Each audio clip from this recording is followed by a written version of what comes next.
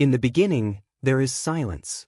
Not the kind that lingers after sound, but a deeper, ancient quiet, the kind that seeps into the stones of forgotten kingdoms. Beneath the dust of centuries, beneath the layers of names that came after, there was once a ruler whose existence was so carefully erased that even time itself seemed to conspire in forgetting him. Yet, faint traces remain, the ghost of a symbol on a broken wall, a mention scratched out in a surviving scroll, a story that refuses to die. This is the mystery of the king who erased himself, the man who stood at the height of power and then chose to disappear from history, leaving behind nothing but absence. Imagine a landscape shrouded in dusk.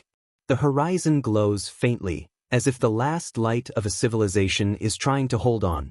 Wind moves through the ruins of temples that once echoed with chants, through the corridors of palaces where voices spoke commands that shaped empires. Now those words are gone. The marble halls are hollow. Only the air remembers. Somewhere within these ruins lies the echo of a vanished name.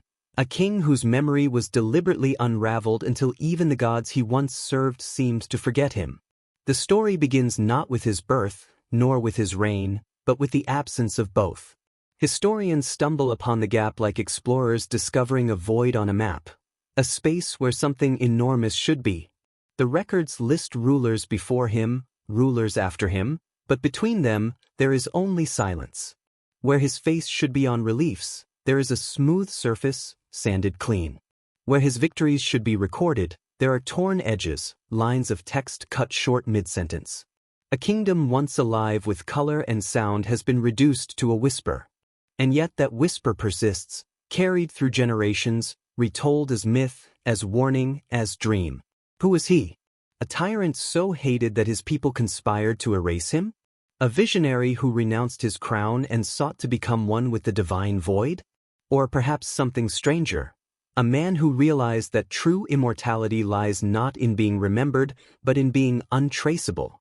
Every theory leads deeper into the mystery. Each fragment suggests intention. His disappearance was not an accident of time, but a deliberate act, an artful, calculated self-erasure. The more we search, the more elusive he becomes. The ancient chroniclers, usually meticulous in preserving lineage, fall silent where his name should appear.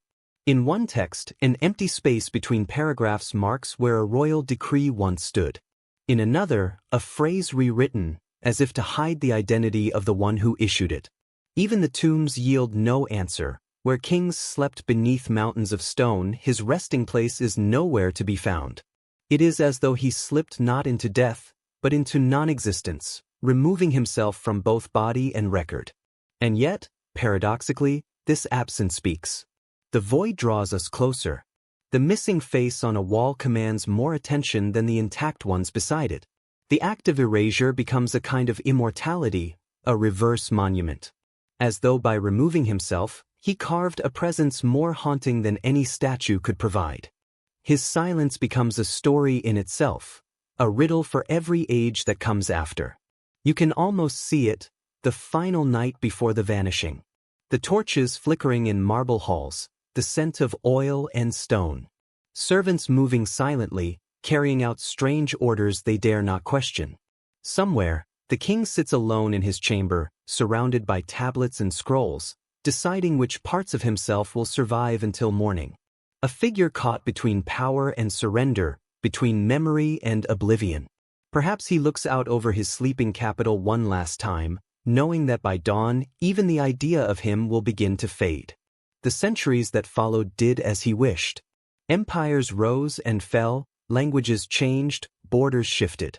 His story became dust and then rumor. Some say he was cursed, others that he ascended to the heavens. In forgotten corners of libraries, scholars still search for his traces, a name beneath layers of scratched-out ink, an image beneath another carved atop it. But none can say for certain who he was or why he chose to disappear. Only that he did. And in doing so, he created one of history's strangest paradoxes, the man who became eternal by vanishing completely. The night air hums with that thought, how a life so grand could dissolve so completely and yet remain so deeply felt. It is not a tale of violence or betrayal, but of quiet intent. A king who did not die, but simply ceased to be. The ruins he left behind do not mourn him. They wait, patient, for the world to remember. Perhaps that is why his story finds us now, in this modern age of endless records and endless noise, as a whisper from a time when forgetting could be an act of power. And so the mystery stands, a name erased, a legacy inverted, a throne left empty but not abandoned. It is said that those who listen closely to the wind that moves through the old stone corridors can still hear him, not in words, but in silence. The silence of someone who understood that to escape history, one must first understand it completely. To master presence, one must learn disappearance. The king who erased himself did not fail to exist. He succeeded in transcending existence. His story begins where most others end, in the space between remembrance and oblivion, where the world forgets, but something deeper remembers. Before the disappearance, there was a kingdom suspended between splendor and decay, a realm balanced delicately on the edge of time. Its towers rose like frozen prayers against a horizon of gold and dust, the air rich with incense and the murmur of ritual. The streets were lined with merchants trading in lapis and linen, spices and stories, while at the city's heart, the palace gleamed like a mirror to the sun. To the traveler arriving from afar, this place must have seemed eternal, a civilization carved in certainty. Yet within that brilliance, cracks were beginning to show, fine fractures that whispered of endings yet to come. The kingdom had been built upon an ancient river that wound like a silver serpent through the land. Its floods brought both life and ruin, shaping the rhythm of the people who depended on it. When the waters rose, farmers prayed. When they receded, builders carved new monuments to their gods. The land was generous, but temperamental, and the people had learned to read its moods the way one reads the face of a temperamental ruler. The fields were fertile, the granaries full, and the temples glowed with gold. But beneath that abundance lay a quiet unease, a tremor beneath the calm surface of prosperity. Each morning, the capital stirred to the sound of conch shells and distant drums. The market square filled with color, ceremonial dancers performing before crowds, priests daubing the foreheads of worshippers with sacred ash, traders calling out prices that echoed through sunlit courtyards. Yet, amid all this liveliness, the eyes of the citizens often drifted toward the great palace at the city's center. It was said that every window there concealed secrets. Courtiers whispered that the king had grown distant, watching the world as if from another realm. Others claimed he had begun to doubt the very gods his ancestors had sworn to serve. Inside that palace, time seemed to move differently. Servants padded barefoot across marble floors, the scent of sandalwood trailing in their wake. The walls were covered in carved scenes of triumph, battles won, cities conquered, divine blessings bestowed upon a royal lineage that claimed to descend from heaven itself. Yet the paint on these reliefs was fading. The colors that once shone with the fire of devotion were now muted by age and neglect. The palace, like the kingdom itself, bore the quiet marks of exhaustion. Beneath the ritual splendor, a subtle erosion had begun. Beyond the palace gates, the city's temples loomed in solemn majesty. Each one dedicated to a god older than the kingdom itself, their sanctuaries dimly lit by oil lamps that never fully dispelled the darkness. Priests moved like shadows through the corridors, reciting prayers older than memory. To the faithful, the rituals offered comfort. To the skeptical, they felt hollow, as though the gods themselves had grown tired of listening. The king's own relationship with these temples had grown complicated. He attended the festivals, he made the offerings, but some said his eyes looked elsewhere, as though searching for a truth that could not be found within stone walls or sacred chants. The people noticed. They spoke of it in hushed voices at twilight, when the desert winds carried secrets from one home to another. "The king is changing," they would say. "He no longer walks among us as his father did. His gaze is fixed on something beyond." Farmers feared the shift in their ruler's faith might anger the gods, while the scholars in their libraries argued that it might mark the beginning of a new age. Hope and dread mingled freely, for every great transformation brings both promise and peril. The kingdom stood poised between those two fates, its future uncertain, its ruler caught between worlds. The tension was not only spiritual but political. The empire's borders stretched farther than ever before, but the cost of expansion had been high. Provinces demanded more resources, soldiers grew restless from endless campaigns, and rival dynasties watched from beyond the deserts, waiting for weakness. Yet within the capital, few saw the danger clearly. The illusion of permanence was intoxicating.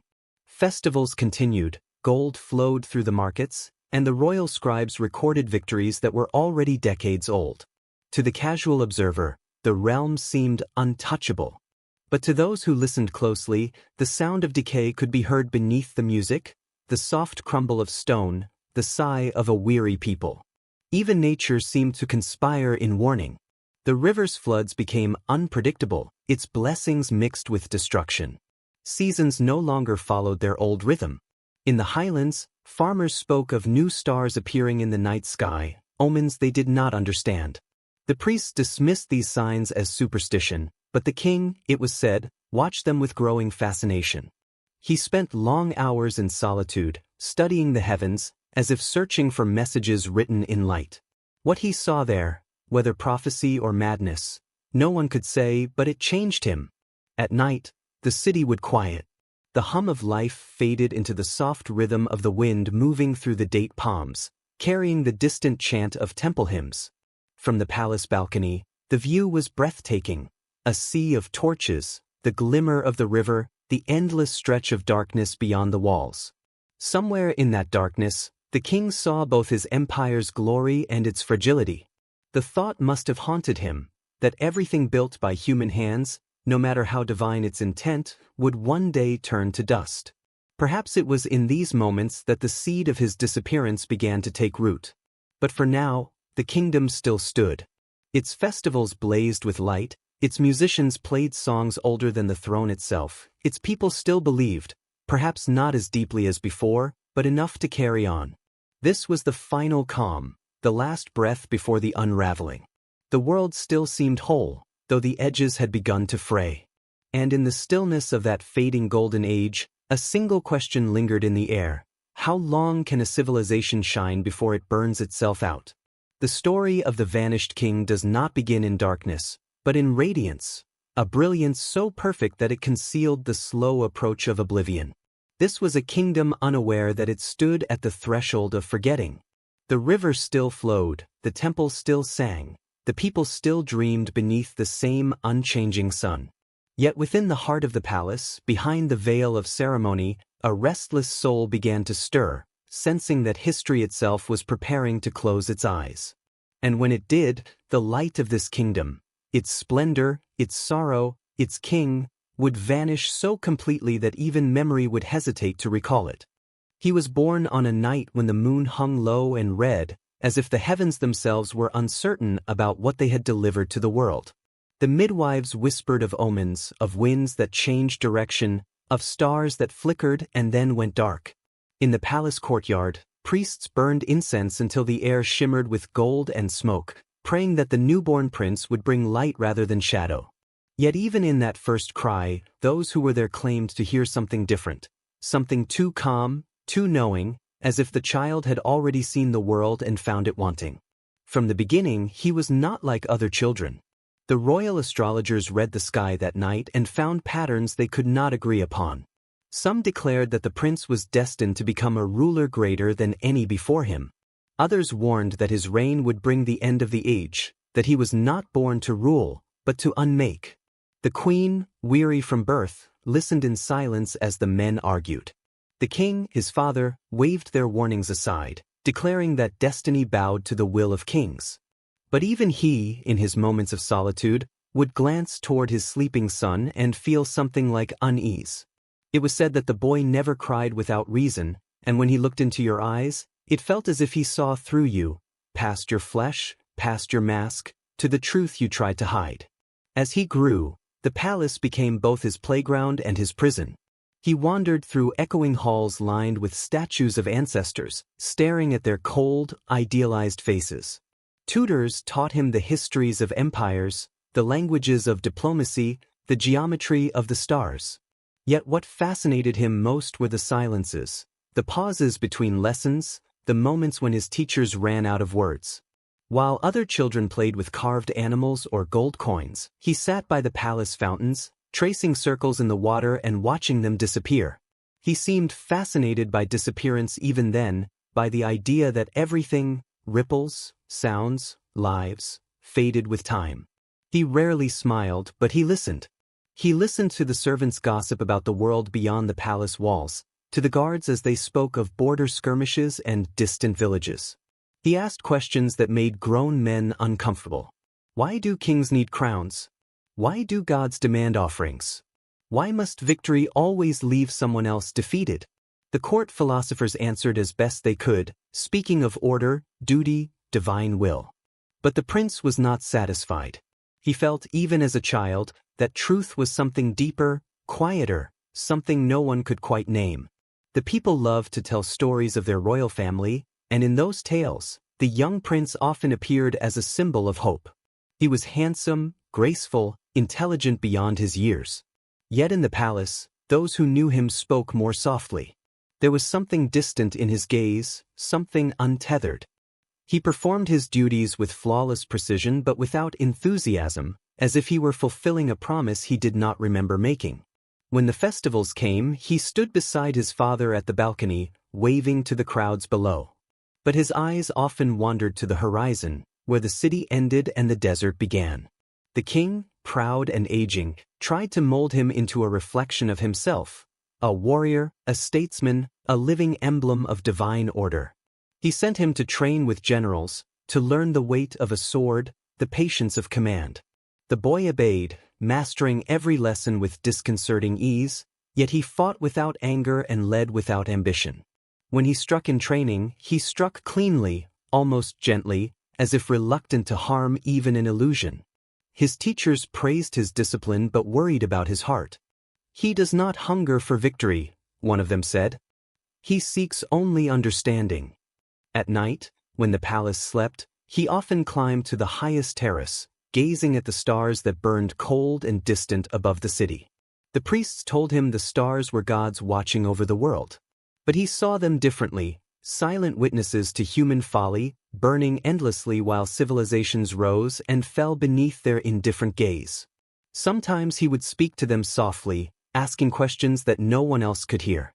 "If even the gods fade, what endures?" he once murmured. A servant who overheard him told the queen, who wept in secret. For she feared her son carried within him a loneliness that no love could reach. When he was 10, a plague swept through the outer provinces. The king ordered quarantine and offered sacrifices to the gods, but the boy slipped away from the palace one evening and wandered to the edge of the city, where the sick were gathered. He stood among them, silent, watching their suffering. The guards found him hours later and dragged him back, terrified of what punishment awaited. But the king only stared at his son, realizing for the first time that compassion was both his greatest gift and his greatest flaw. The boy had looked into the face of mortality and had not turned away. From that day on, he began to question not only the power of kings but the meaning of life itself. As adolescence approached, the tension between father and son deepened. The king wanted an heir who would continue the dynasty's traditions, one who would glorify the gods and conquer new lands. The prince wanted none of that. He spoke of peace, of reflection, of inner strength. "A kingdom built on conquest is built on sand," he once told his father. The old king struck the table in anger. "Then what would you build upon?" he demanded. The boy's answer was quiet, almost sorrowful, "On silence." That word echoed through the court. Silence. It became a name whispered behind his back, half in mockery, half in awe. The silent prince. He attended ceremonies, bowed to idols, performed his role with dignity, but everyone sensed that his thoughts were elsewhere. Some believed he had been touched by divine insight, others that madness was taking root. When he walked through the temple halls, even the priests seemed uneasy, as though he carried a truth that might unmake their faith. Despite his detachment, the people adored him. When he rode through the streets on ceremonial days, they showered him with petals, chanting blessings for a future king. He smiled then, but not for himself, for them. He loved his people not as possessions of the crown but as fragile lives, each flickering briefly in the vast darkness of existence. and deep down, he feared what power could do to them, to anyone. Power was the fire that both illuminated and consumed. There were moments when his humanity broke through the solemn facade. He loved music, especially the low hum of the reed flutes played by temple musicians at dusk. He often sat by the lotus ponds listening to their melancholy tunes until the stars appeared. Those who passed by spoke of a strange sight. The young prince, motionless, eyes half closed, as if he were listening not to the music, but to something beneath it, something eternal and formless. In those quiet evenings, the palace seemed to hold its breath around him. He was the heir to the throne, yet he carried himself as one who had already glimpsed how small even a crown could be against the immensity of time. The young prince became king far sooner than anyone expected. His father's death was sudden, a fever that took him within days, leaving the court reeling and the kingdom trembling with uncertainty. The funeral was grand, the mourning deep, but even amid the chants and incense, all eyes turned toward the new ruler. He was barely in his 20s, quiet, graceful, his face unreadable. Some whispered that he lacked the fire of his ancestors. Others said the gods had placed a philosopher on the throne instead of a conqueror. The truth was simpler and far more dangerous. He had never desired the throne at all. When he ascended to power, the kingdom waited for direction. Generals expected expansion, priests demanded tribute, nobles looked for reward. But the new king gave them none of what they expected. His first decree was neither conquest nor reform, it was silence. For 40 days he ordered the temples to close their gates, the bells to remain still, the courts to suspend judgment. "Let the kingdom listen," he said, "for we have forgotten the sound of ourselves." The people were bewildered, but they obeyed. Markets quieted, prayers ceased, and for the first time in living memory, the city fell into an uneasy hush. In that silence, something remarkable happened. The noise of ambition, of greed and argument, faded long enough for reflection to begin. The farmers noticed the wind again. Children listened to the river. The courtiers, stripped of distraction, began to see one another without pretense. Yet beneath the surface of peace, unease grew. The priests saw their authority slipping, the generals feared the king's stillness more than any foreign army, and the nobles whispered in corridors about what kind of man ruled them now. The king himself seemed to drift between two worlds. By day he held counsel, calm and deliberate, speaking little but seeing much. By night, he walked the palace halls alone, his footsteps echoing off the marble as he studied the murals of his forebears. Their faces looked down at him, proud and eternal, each one carved to outlast time. He would trace the chisel marks with his fingers, wondering how long eternity truly lasted. The weight of the crown pressed heavy upon him, not the gold and jewels, but the centuries of expectation. Every decision he made was a conversation with ghosts. He began to withdraw from the rituals of kingship. The priests grew anxious when he stopped attending certain ceremonies, preferring instead to spend hours in meditation before a single candle flame. When they urged him to appear before the people to bless the harvest, he replied softly, "If the gods are real, they need no witness. If they are not, then no witness will help." Such words sent tremors through the temple hierarchy. Behind closed doors, the high priest debated whether the king had been touched by divine wisdom or heresy. The court chroniclers, who once filled endless scrolls with his father's speeches and decrees, now found themselves with little to record. The king spoke sparingly, his words few but piercing. When disputes arose among ministers, he would listen patiently, then ask a question so simple it unraveled the entire argument.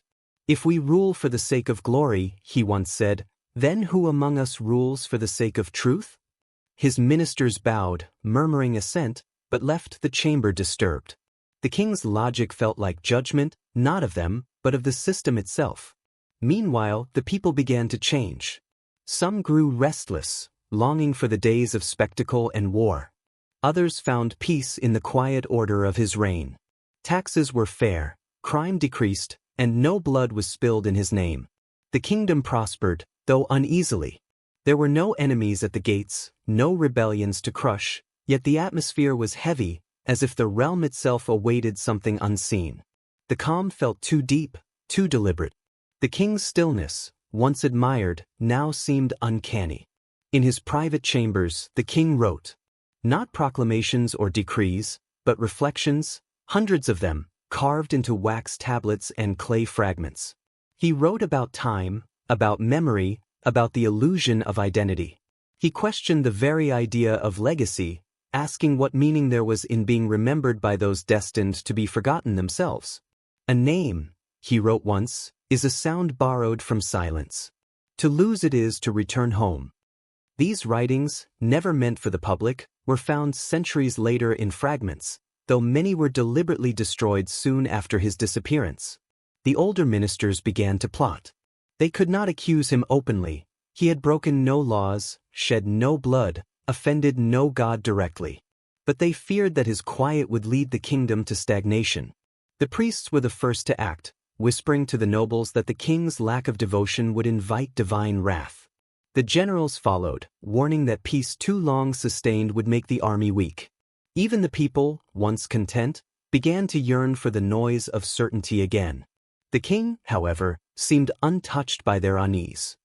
He walked among them dressed simply, his crown left behind, speaking to farmers and merchants as equals. Many who met him came away unsettled, unable to decide whether he was holy or lost. At night, he sat beside the river, the same that had carried his ancestors' victories to the sea, and watched the reflection of the stars ripple on the surface. The water reminded him of memory, shimmering, endless, but never still. He would sometimes pick up a handful of sand and let it slip through his fingers, whispering to no one, "This is all we are." The guards who stood at a distance heard his voice and felt an inexplicable sadness, as if they were witnessing a farewell that had not yet been spoken. As the years passed, the king's restraint began to look like rebellion. He built no monuments, commissioned no portraits, and forbade any from carving his likeness on temple walls. "The people need to see their ruler," the high priest protested. "They will see me in what I do," the king replied. "And if they see nothing, let them see themselves." To a society built upon image and lineage, such words were unthinkable. A ruler without a face was an affront to the very order of the world. Slowly, isolation wrapped around him like a second skin.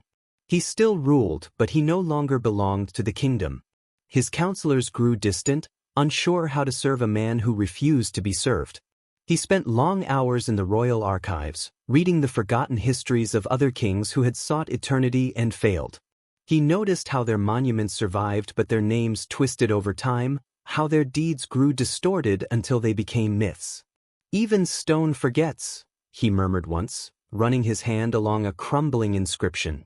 In the eyes of the court, their king was losing touch with reality. In truth, he was seeing more clearly than ever before. The trappings of power, the pageantry, the endless repetition of glory, he saw them for what they were, elaborate disguises for fear. Fear of being ordinary, fear of death, fear of being erased. He understood that to rule others, one must first be ruled by illusion. And somewhere deep inside, he began to wonder what it would mean to shed that illusion completely. The decision began as a whisper, something fragile, uncertain, born in the quiet of sleepless nights. The king had long felt the weight of history pressing upon him, not as inspiration, but as suffocation. Every statue, every inscription, every ritual reminded him that he was expected to endure forever. But forever, he began to see, was not a gift. It was a prison built from memory. The past demanded to be repeated, to be honored endlessly, leaving no room for true freedom. He began to sense that the only way to truly live was to vanish, to dissolve into the silence he had come to worship. At first, he tested the idea in thought alone, writing fragments on clay tablets. If a man steps out of his name, does he cease to be, or does he begin anew? The question haunted him. He would wake in the middle of the night, heart racing, as if he had nearly fallen from a great height. There was both fear and exhilaration in it, the same feeling he imagined his ancestors must have felt before riding into battle. Yet his battle was inward. His enemy was not a rival kingdom but the illusion of permanence itself. He began to withdraw even further from court life. The ministers now governed in his stead, issuing decrees he scarcely reviewed. The nobles grew confident, assuming his detachment was weakness. But those who saw him during this time noticed something different in his presence, an unsettling calm, like the stillness before a storm that no one can see.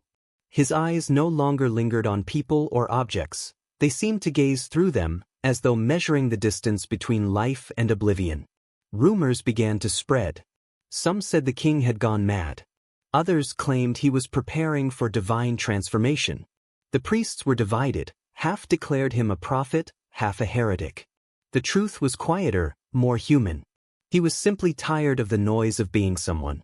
Every title, every bow, every word spoken to him carried layers of expectation.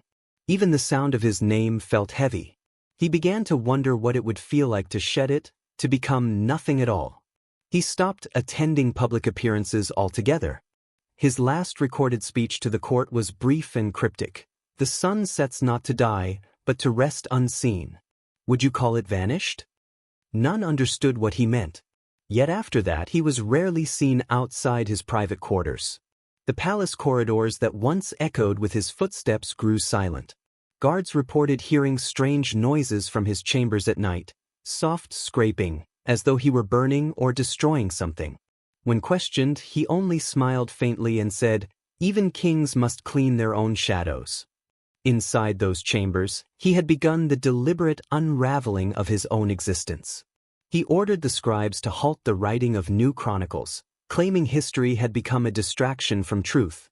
He had the sculptors cease their work on his statues, saying, "Stone does not need to remember what the sky already knows." The painters who had been preparing a grand mural of his reign were dismissed without explanation. Over time, the palace archives grew emptier, as though time itself were being erased from its walls. But he did not stop there. He personally entered the royal records, where the lineage of his family stretched back 1,000 years, and began striking his name from the scrolls. When the archivists protested, he said gently, "To rule is to serve truth. And truth does not need a name." Some accounts say he used his own hand to burn the parchment that bore his coronation oath. The smoke curled upward like a ghost, carrying his identity into the air. He watched it dissolve and whispered, "So be it." Outside the palace, the people grew uneasy. A kingdom without a visible king felt like a body without a heart. The priests declared days of prayer to call him back to reason. The generals considered marching into the palace to restore order by force, but none dared move against him. Even in absence, his authority lingered, an invisible weight that no one could resist. It was as if the idea of the king had detached itself from the man and taken on a life of its own. Meanwhile, within the palace, he was shedding his possessions one by one. The royal jewels were locked away and never worn again. His robes of silk were replaced with simple linen garments. He gave away gifts that foreign rulers had sent him, saying they belonged to no one in particular. Servants would find small piles of items left in corners, rings, scrolls, seals, each one abandoned like a discarded piece of identity. To those who asked why, he said, "Because every object remembers, and I am trying to forget." As the transformation deepened, even his voice seemed to change. It grew softer, slower, as if each word were passing through layers of silence before reaching the air. When he did speak, his sentences were riddles, paradoxes that unsettled those who heard them. "To remain is to vanish slower," he once told his physician, who left trembling. The doctor later wrote that he could not tell whether the king was dying or transcending. Eventually, the day came when the last traces of his kingship were erased. The royal insignia, the golden seal that authenticated every law and edict, was found shattered in his study. The court historian who recorded the discovery wrote, "It was as though time itself had lost permission to continue." On that same day, the king dismissed the last of his attendants and ordered them to leave the palace before nightfall. When they hesitated, he looked at them with such calm authority that none could disobey. The palace stood empty for the first time in centuries. Candles burned low in the hallways, their light flickering across the vast silence. Outside, the city murmured in confusion, unaware that history was about to fracture. Within the palace walls, the king walked slowly through the corridors, touching the tapestries and marble pillars one last time. He paused before the great mirror in the throne room, a mirror that had reflected generations of rulers, and looked at himself for a long moment. Then he stepped closer, reached out, and with deliberate force, cracked the glass. The shards fell like pieces of frozen water, scattering his reflection into 1,000 fragments. "Now," he whispered, "I am no one." That night, he disappeared. The guards at the gates swore they had not seen him leave. The servants, returning in the morning, found his chambers empty, the bed untouched, the windows open to the dawn. Only one thing remained: a single tablet of clay resting on the table, inscribed with words that would be studied for centuries afterward. It read, "He who would be eternal must first learn to vanish." The kingdom erupted in confusion. The priests declared it a divine ascension, claiming the gods had reclaimed their chosen one. The nobles whispered that he had gone mad and fled into the wilderness. The generals sent search parties across the land, but they found no trace, no footprints, no witnesses, no body. Some claimed he had walked into the river and let it take him. Others said he had simply dissolved into the air, leaving behind only the echo of his name. Within a month, all physical evidence of him was gone. In the days that followed his disappearance, confusion rippled through the kingdom like a slow-moving storm. Ministers gathered in the council hall, their voices hushed, their faces pale with disbelief. The throne sat empty, the crown placed upon its velvet cushion, untouched. Each man there had sworn allegiance to the king, yet now none dared speak his name aloud. It was as if he had become sacred and forbidden at once, a memory too powerful to approach directly. They debated whether to declare him dead, but how could one bury a man who had simply vanished? How could they proclaim a successor when no proof of death existed? The kingdom waited in suspended time, caught between mourning and denial. Outside the palace walls, the people whispered stories that changed with every telling. Some claimed to have seen him walking barefoot along the riverbank, his robes trailing in the water like mist. Others swore he had entered the mountains to live among the monks. A few spoke of a faint light that appeared over the palace roof on the night he vanished, as though the heavens themselves had opened to receive him. Whether divine or human, no one could agree. What remained certain was that something extraordinary had happened, something that defied every law they knew. The priests were the first to seize control of the narrative. Standing before vast crowds, they proclaimed that the king had transcended mortality, that he had purified himself to the point of merging with the divine. They renamed him the Silent One, a being who had chosen to shed flesh and title to dwell among the gods. Temples once built to honor his ancestors were rededicated to this new mystery. Pilgrims arrived from distant provinces, seeking blessings from the empty throne, laying offerings at the place where his sandals had last touched stone. A religion was forming, not around a ruler, but around his absence. Meanwhile, the scholars of the court struggled to make sense of the event through reason rather than faith. They scoured the archives for clues, reading his fragments of writing, examining every tablet he had left behind. One scholar, an old man who had once tutored the king in philosophy, found patterns in the writings, cryptic notes that hinted at preparation. "To be seen is to be bound," one line read. Another, "He who leaves no trace cannot be killed." To the scholars, it became clear that the disappearance was not madness, but design. The king had not fled from life. He had orchestrated his erasure with precision, as though it were his final act of rule. But as weeks turned into months, something stranger began to unfold. The memory of the king started to fade, not in the ordinary way that time dulls recollection, but as though his presence were actively dissolving from the collective mind. Servants who had attended him daily found themselves unable to recall his face. The generals who had sworn loyalty to him could not remember the sound of his voice. Even those who had read his writings began to find the words unfamiliar, as if the language itself were shifting. "It is as though he is unmaking himself from our thoughts," one priest whispered in fear. The phenomenon spread until even the most devout believers struggled to picture him clearly. The nobles, desperate to restore order, attempted to commission new portraits, but every artist failed. They would begin to paint and stop midway, staring blankly at the canvas, unable to remember what they were meant to capture. The chroniclers, too, found their hands hesitating above the parchment, their minds empty of detail. One scribe reportedly collapsed in tears, saying, "He is erasing us as he erases himself."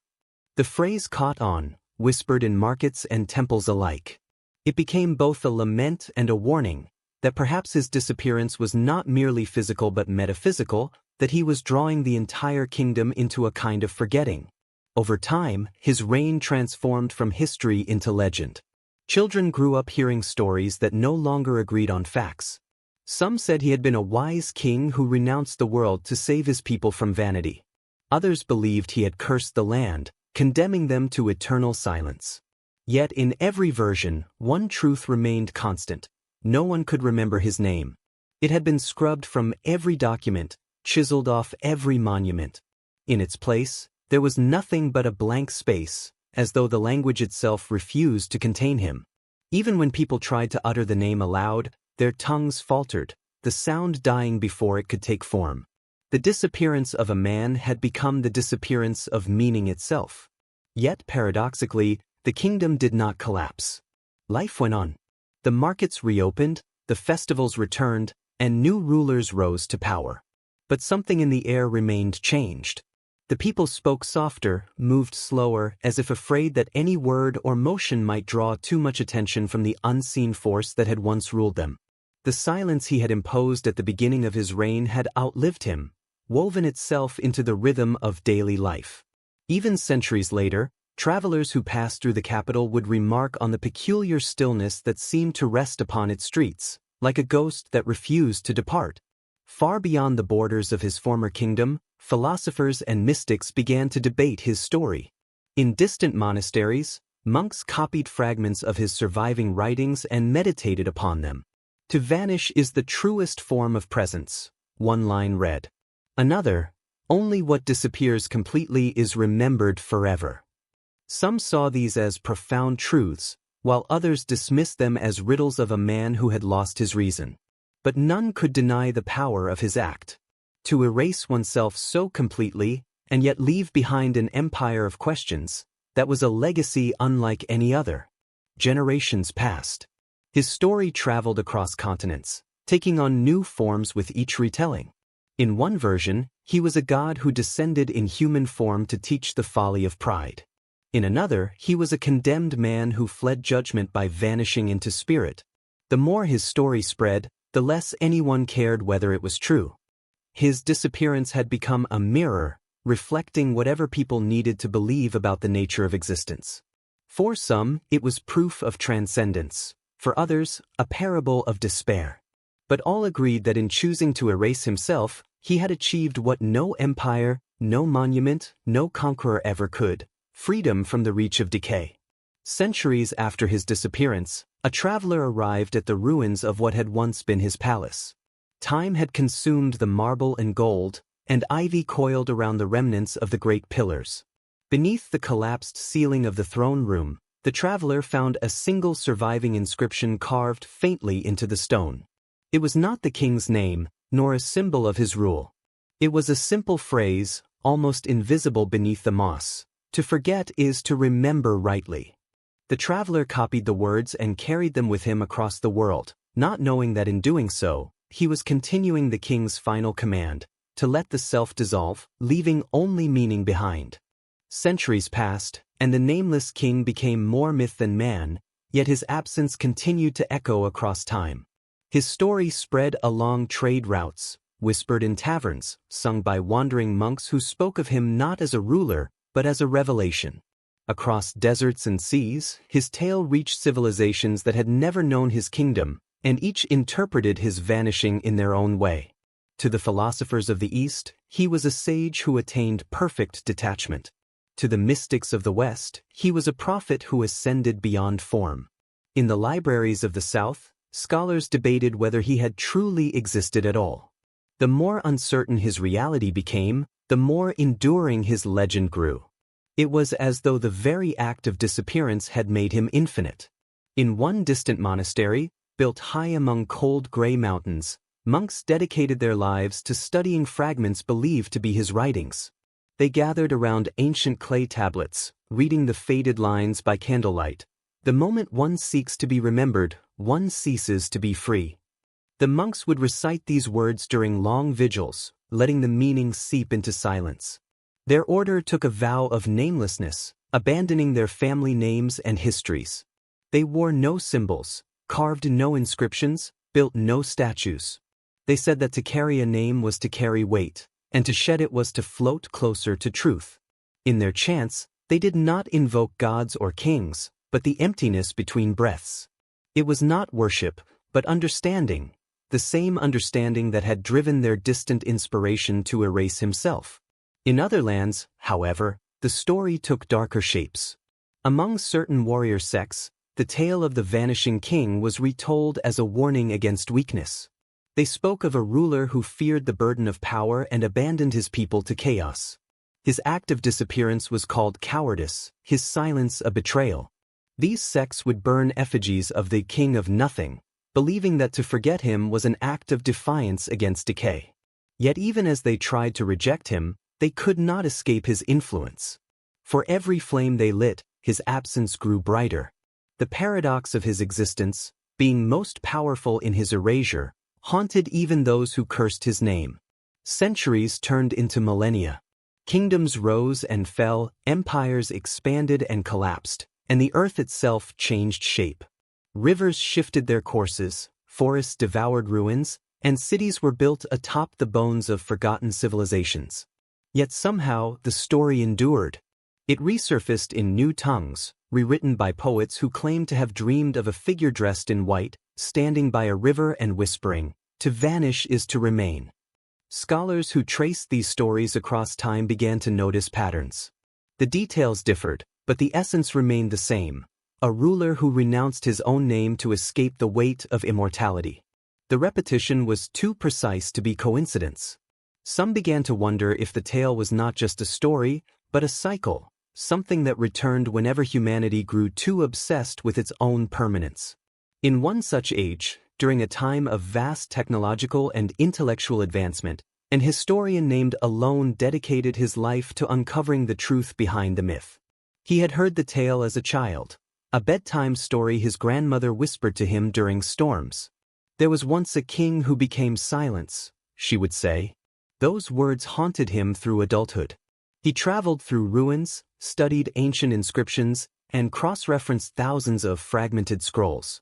What he found was a trail of absences, references to a monarch whose records ended abruptly, whose name had been struck from every genealogy. The gaps themselves began to form a pattern, an invisible signature left by deliberate erasure. Alone became obsessed. He began to see meaning in what wasn't there, in erased margins, in chiseled out lines, in blank spaces between dates. He realized that the act of disappearance could leave as strong a trace as presence. He built eternity not through memory, Alone wrote, but through subtraction. The more he studied, the more the king seemed to emerge, not as a historical figure, but as an idea encoded in silence. He noticed something even stranger. The further he dug into archives, the more often his own notes began to fade. Ink he had written weeks earlier appeared lighter, sometimes vanishing altogether. His colleagues laughed it off as superstition or humidity. But Alone began to suspect that the legend was not merely metaphor, it was contagion. Late one night, while working by candlelight in a remote library, Alone came across a brittle manuscript that seemed to hum faintly when touched. It was written in an archaic language, but he recognized a recurring phrase: "The river remembers." As he translated, his pulse quickened. The manuscript described a king who, having understood that names bind the soul, walked into the river beneath a blood moon. The text ended mid-sentence, as though the scribe had been interrupted.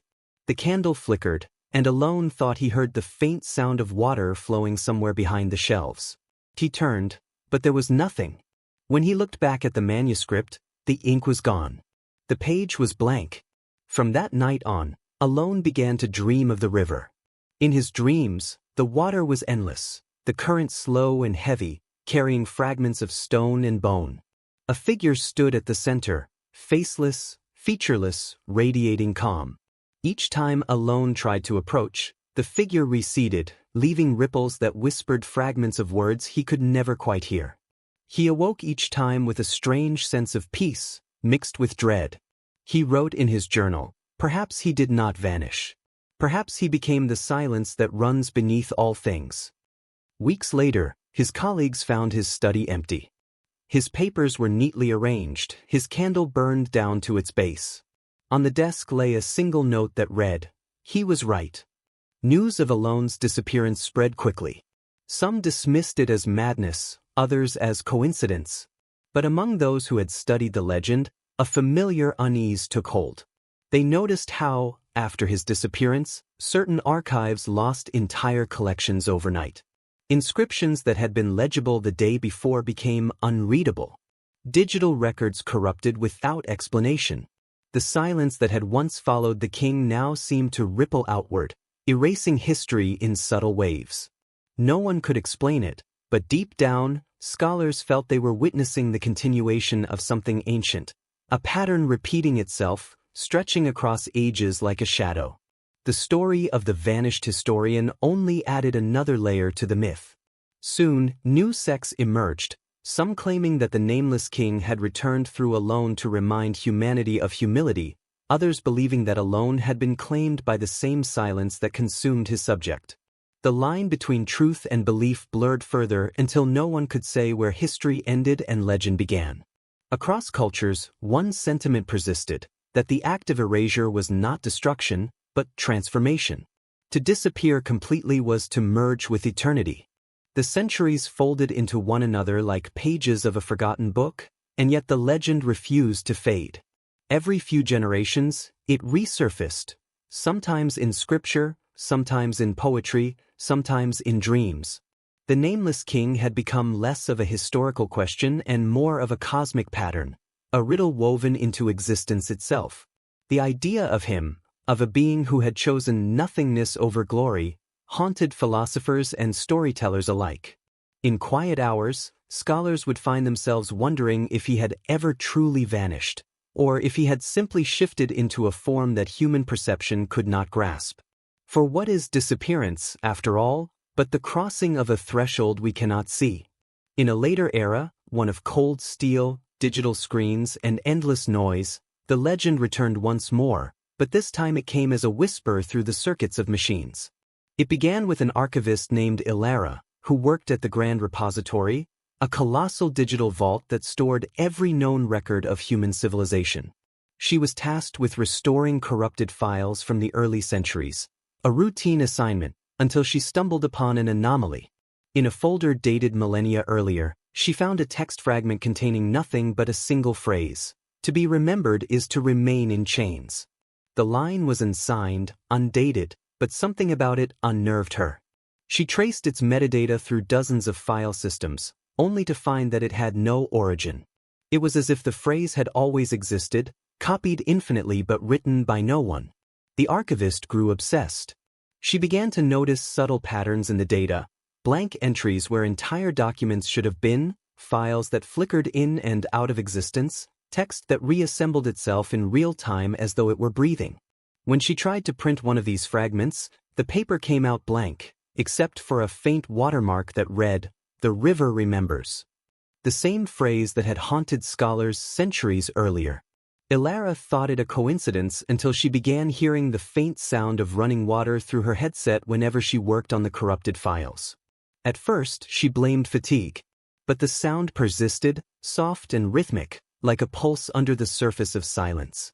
Days turned into weeks, and the anomalies spread across the network. Entire databases began to erase themselves without human intervention. The system's AI, designed to detect intrusions, reported that the cause was non-deterministic self-deletion. No hacker could be traced, no external signal found. It was as if the data itself wanted to forget. Panic rippled through the institution.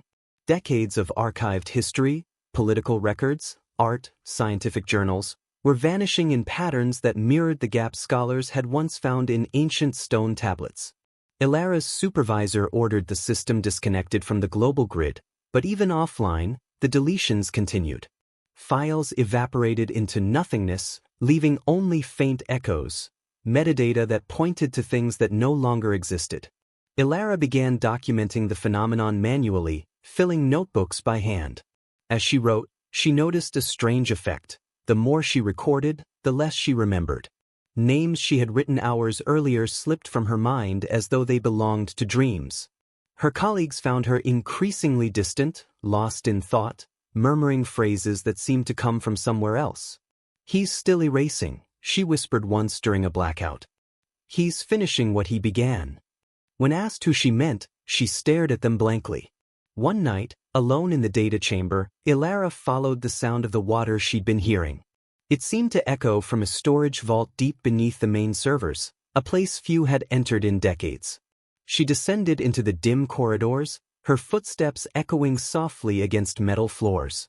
The deeper she went, the louder the sound became, not mechanical, not artificial, but natural, flowing. She reached the final door and found it ajar. Inside, a faint blue light shimmered across the room. There was no water, only rows of old hardware, but the sound was unmistakable, the sound of a river moving endlessly through the dark. On the far wall, a single terminal was active. Its screen displayed a line of text: "The one who erased himself is still erasing." Ilara approached, trembling. She typed a single question: "Who are you?" The response appeared slowly, one word at a time. "Not who." Then the cursor blinked, and new text began to appear on its own, forming sentences that pulsed with light. "He never left." He became the silence between data, the forgetting that binds memory. Every archive, every record, every name that fades, he is there. The words dissolved as quickly as they appeared, replaced by a final line: "To understand, you must forget." The screen went black. When the morning staff arrived, Ilara was gone. Her notebooks were stacked neatly on her desk, each page filled with writing that grew fainter near the end, as though the ink itself had been losing confidence. The final page contained a single phrase repeated over and over: "The silence remembers." The administrators sealed off the chamber, but it was too late. Across the entire network, files began vanishing worldwide. Historical archives, personal memories stored in clouds, the collective record of human civilization, bit by bit, it all began to fade.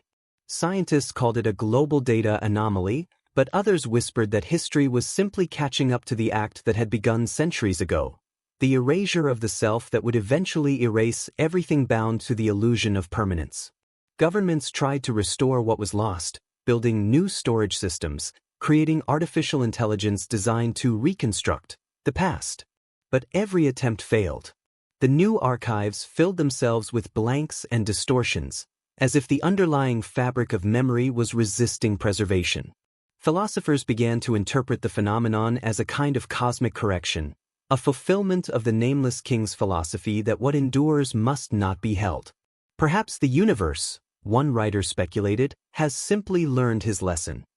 Amid the growing silence, humanity began to change. At first, panic spread, but over time, acceptance grew.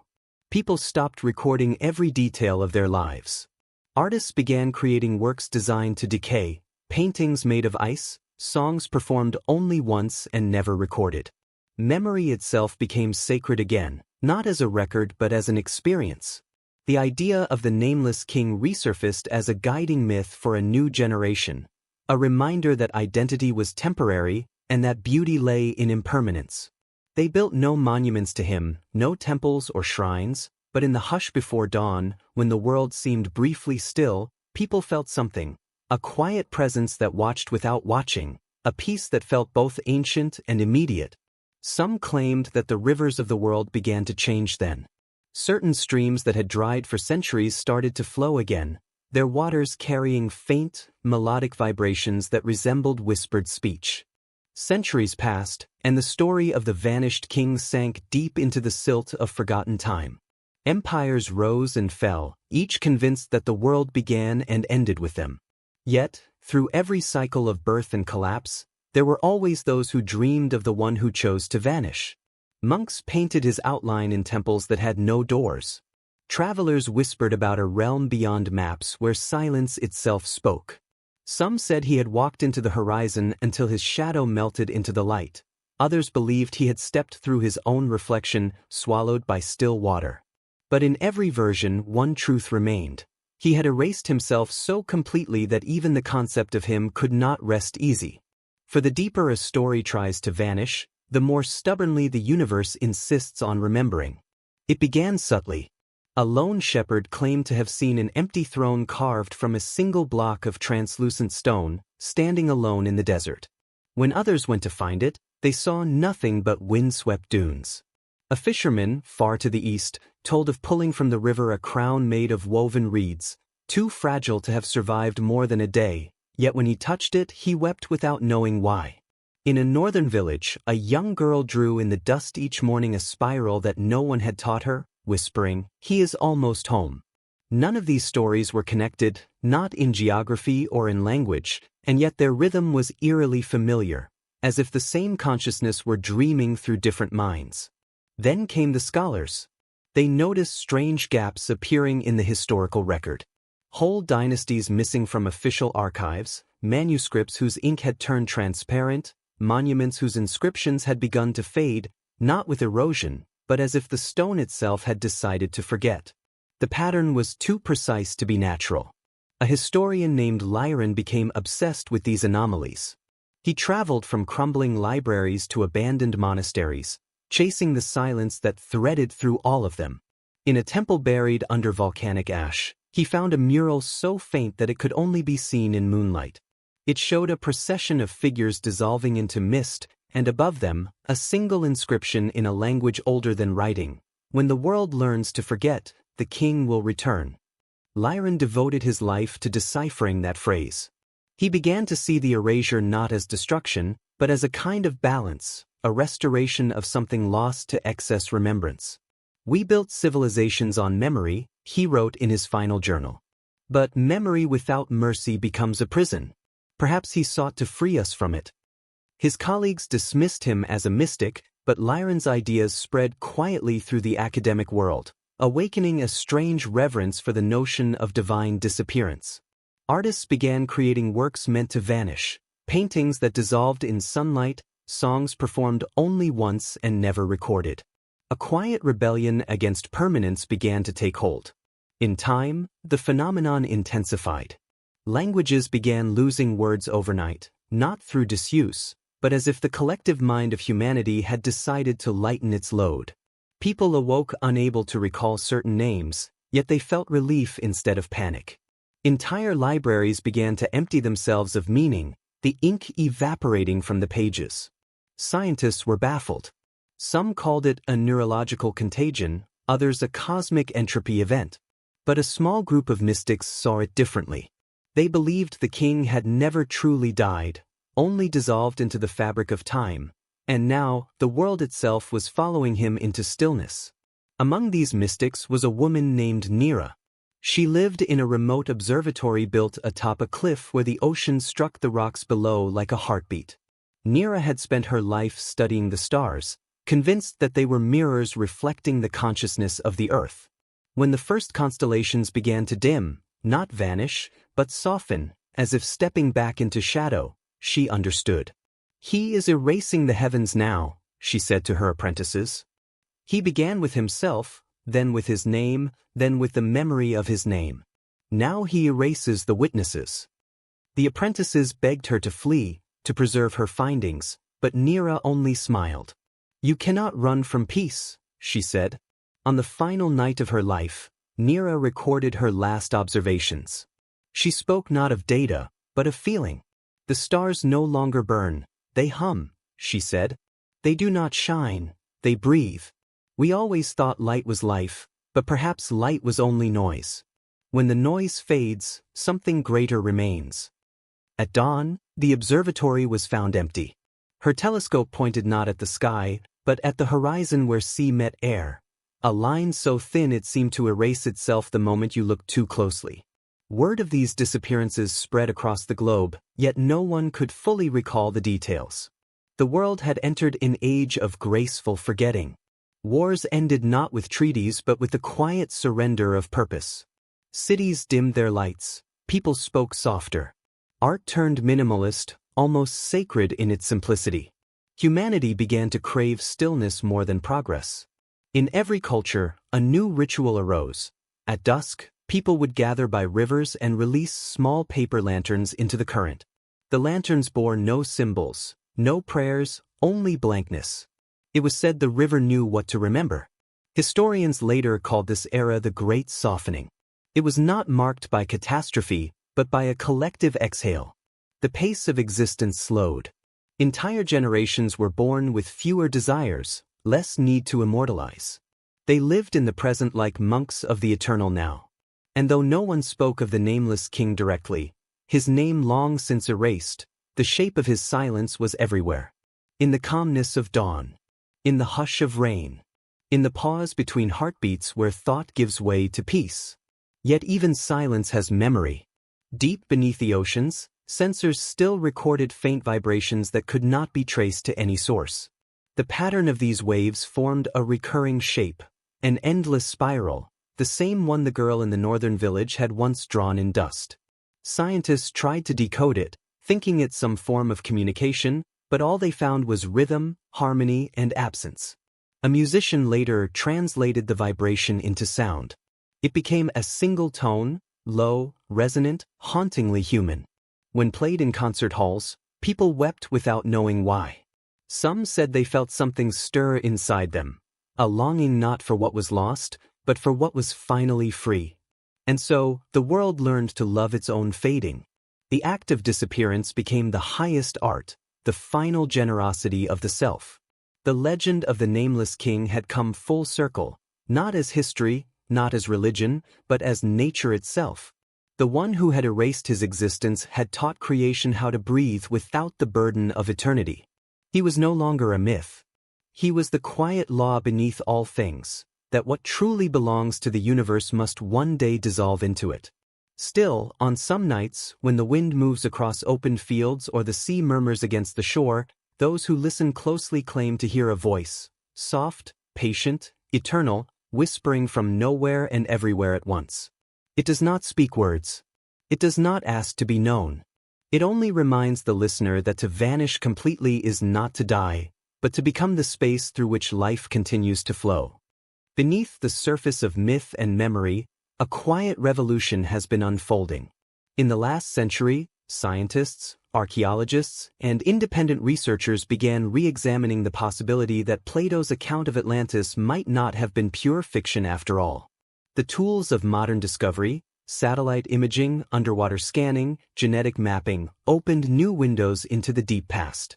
What they found was not proof of a single lost city, but traces of a world that once existed and then suddenly vanished. Submerged landscapes in the Mediterranean, mysterious ruins off the coasts of Spain and Japan, and ancient riverbeds hidden beneath the Sahara hinted at a global catastrophe that reshaped civilization thousands of years ago. The Earth's memory, long buried beneath sediment and salt, was beginning to speak again.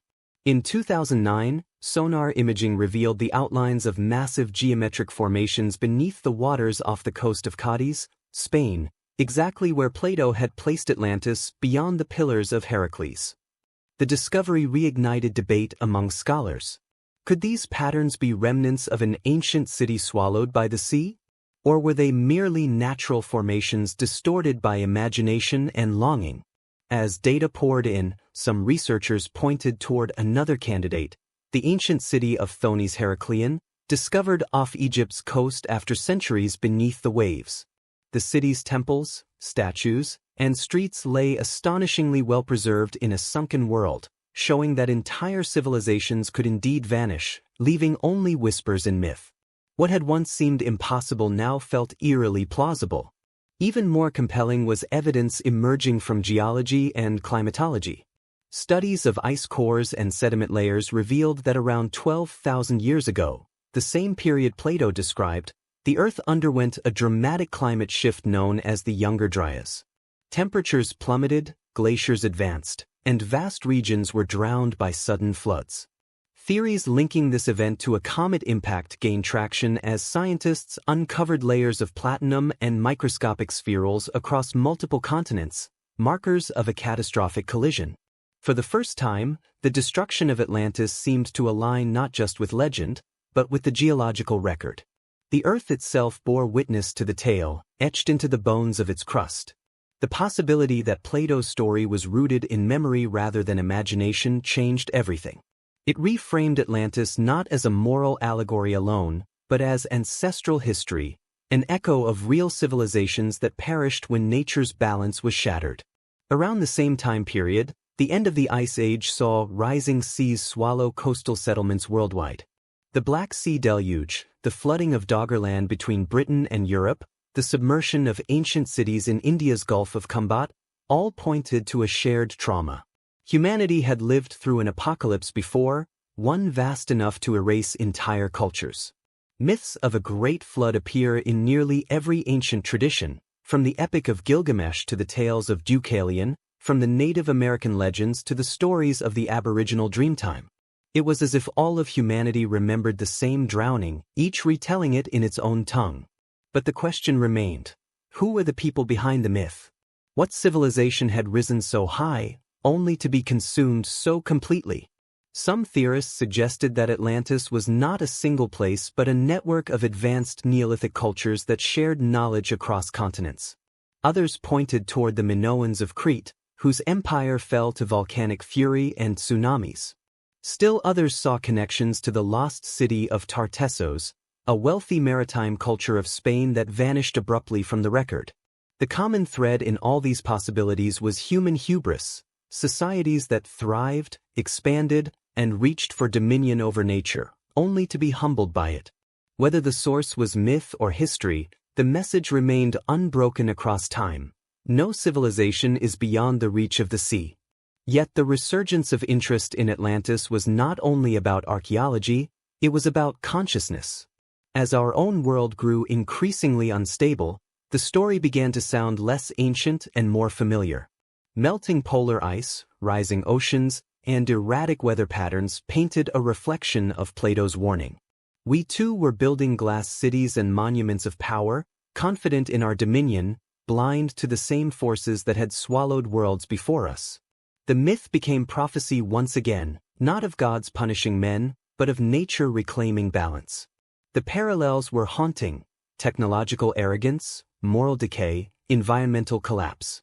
The Atlantis of legend was not just behind us, it was around us, forming again in steel and concrete.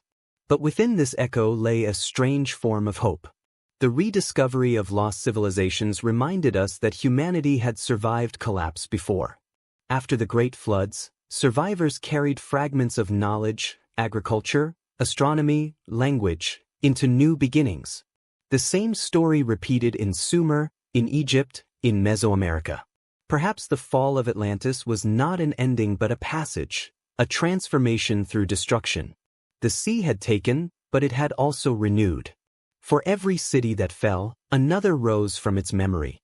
This cycle, seen through the lens of deep time, revealed that humanity's story was never one of endless ascent, but of rhythm, creation, fall, rebirth.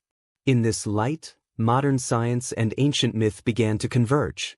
The metaphor of Atlantis became an instrument of understanding, not superstition.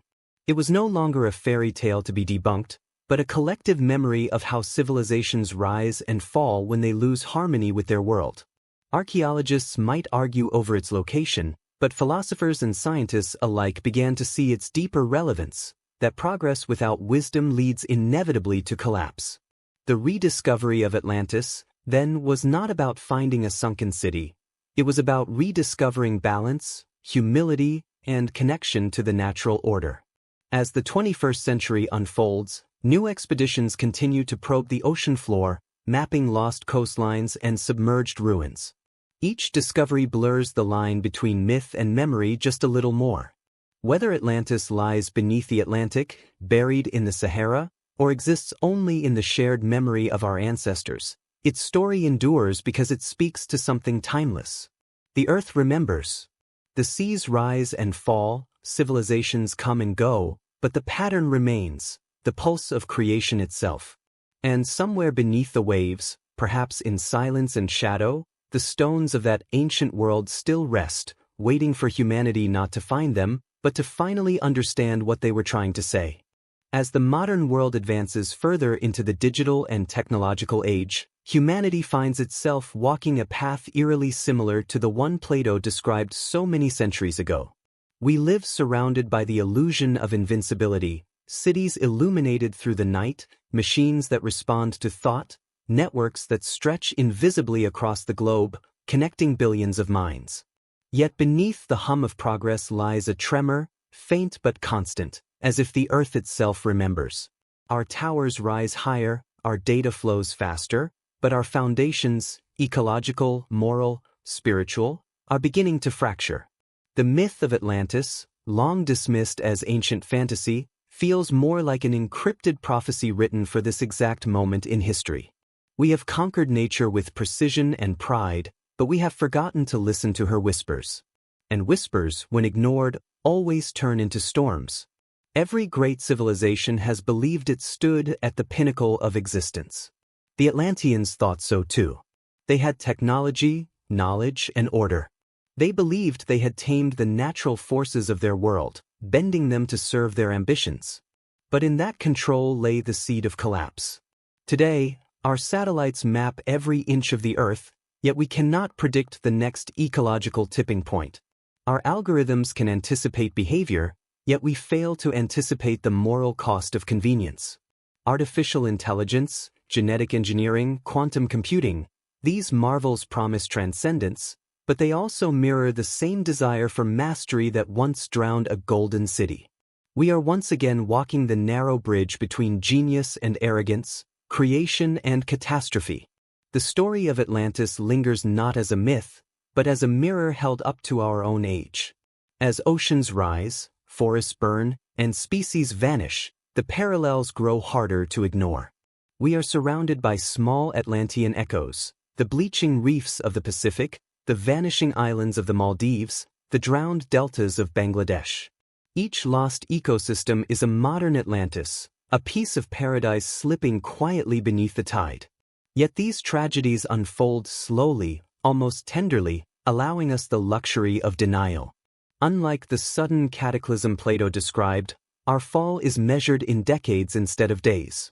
The waves creep forward, inch by inch, so we convince ourselves there is still time. But history has never been merciful to those who mistake delay for safety. The water is already at our feet. We simply choose not to feel it. And yet, for all the despair, there remains an undeniable beauty in the resilience of life. Just as the ruins of ancient cities became the foundation for new ones, the damage we cause now could still give birth to renewal, if only we act with humility. The legend of Atlantis was never a commandment to fear the sea. It was an invitation to understand its rhythm. Every flood cleanses, every collapse reshapes. Nature does not destroy for vengeance, it resets for balance. If humanity can learn to move with that rhythm rather than against it, the cycle of destruction may finally end.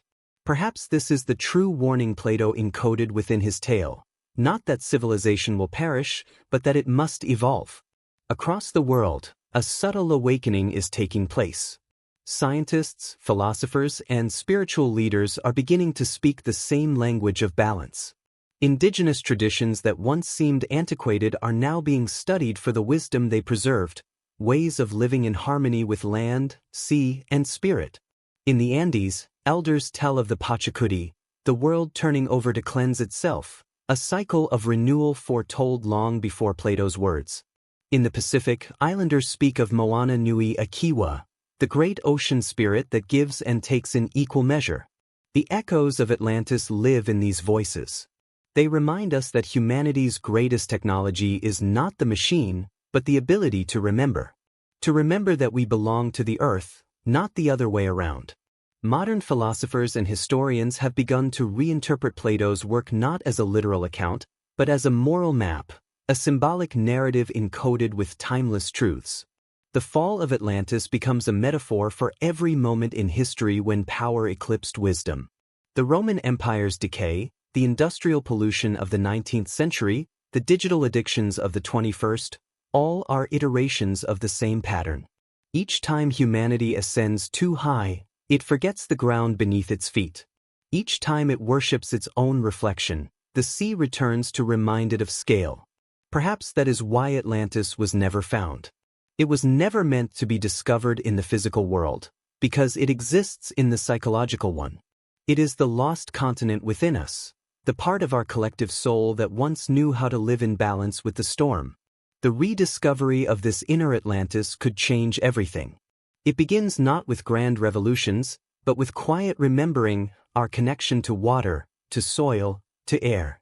When people begin to see rivers not as resources but as living arteries, when cities are designed to breathe rather than suffocate, when technology becomes a servant of balance instead of dominance, the pattern of destruction will finally begin to shift. The myth's power lies not in fear, but in guidance. Atlantis was not destroyed merely by pride, it was forgotten by neglect. Its lesson endures because it asks us not to find a lost city, but to become the kind of civilization that would never lose itself again. The poet Rainer Maria Rilke once wrote, "The future enters into us, in order to transform itself in us, long before it happens." The same could be said of Atlantis.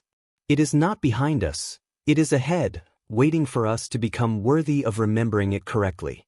When humanity learns to build not in defiance of nature but in collaboration with it, when knowledge becomes compassion rather than conquest, when progress no longer demands sacrifice, then the waters will recede. Atlantis will rise again, not as a city of stone and gold, but as a consciousness, a civilization of memory. Perhaps that is the true end of the myth, not destruction, but awakening.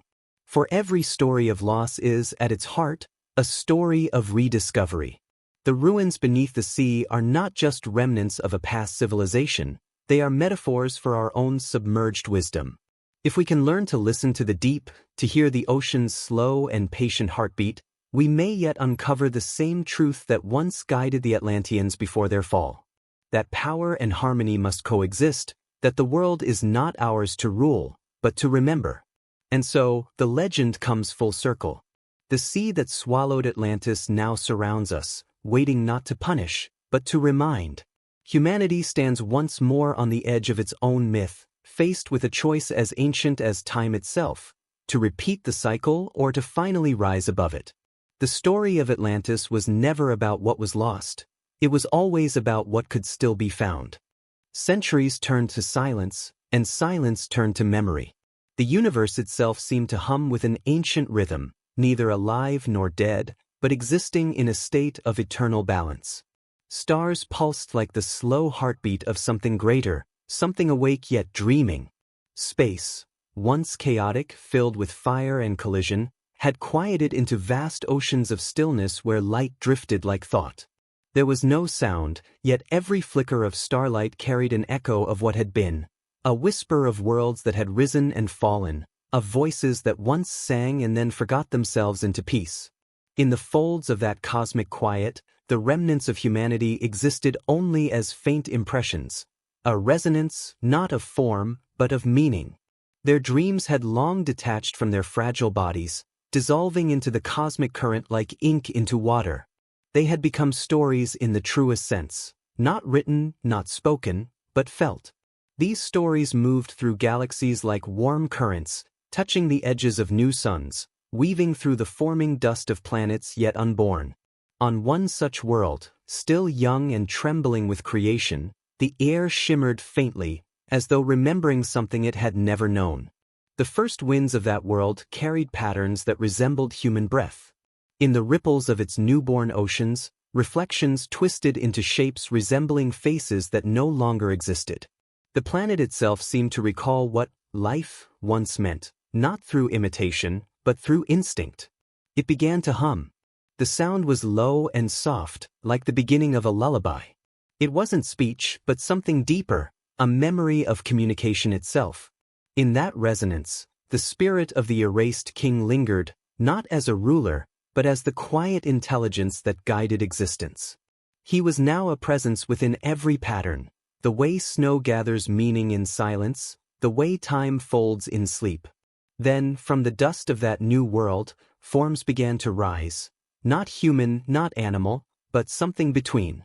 Beings of light and shadow, fluid and formless, drifted through the air as though born from thought.